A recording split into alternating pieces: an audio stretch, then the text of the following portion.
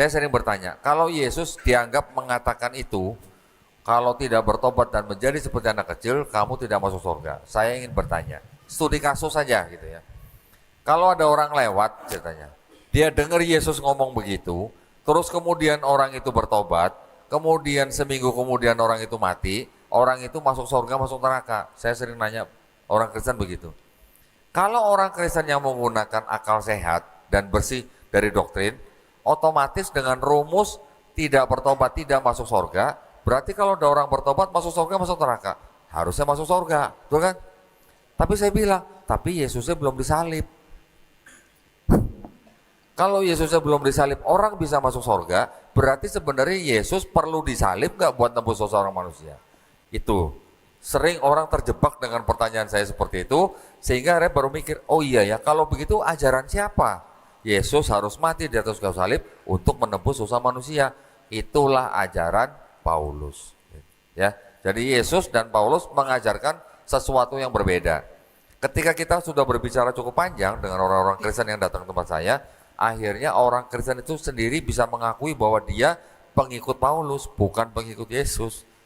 Saya bisa membuktikan kita adalah pengikut Yesus dalam Bible kamu. Kenapa? Yesus di sini sujud.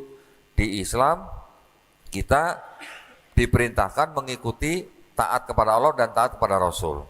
Di dalam Quran surat Al-Hajj ayat ke-77, Nabi Muhammad SAW diperintahkan bersujud. Ya ayyuhalladzina amanur ka'u wasjudu wa'budu. Diperintahkan bersujud dan Nabi Muhammad SAW disebut Muslim. Yesus Matius 26:39 bersujud. Abraham di dalam kitab ini, Kejadian 17 ayat 3, Abraham bersujud. Keluaran 34 ayat 8, Nabi Musa sujud. Bilangan 16:22, Nabi Musa dan Nabi Harun sujud. Yosua pasal 5 ayat 14 sujud. 1 Tawarikh 15:29 sama Mazmur 95 ayat 6, Nabi Daud dan umatnya sujud. Nehemia pasal 8 ayat 6, Esra sujud. Semua pada sujud, nabi-nabi sebelum Yesus. Nabi setelah Yesus pun sujud. Kita sekarang sujud. Kenapa kamu nggak sujud? Ikut siapa? Gitu. Kira-kira begitu ya. Jadi itu adalah trik aja. Karena kita tahu ada ayat-ayat yang berbunyi seperti itu di dalam kitab mereka sendiri gitu. Ya. Jadi ketika kita bisa membuktikan mereka sebenarnya pengikut Paulus, ya sudah nggak apa-apa, monggo. Kita nggak boleh ngelarang loh kalau ada orang mau menjadi pengikut Paulus. Betul nggak? Dengan sebutan Kristen, kita bisa membuktikan mereka pengikut Paulus, kita nggak boleh ngelarang. Monggo silakan.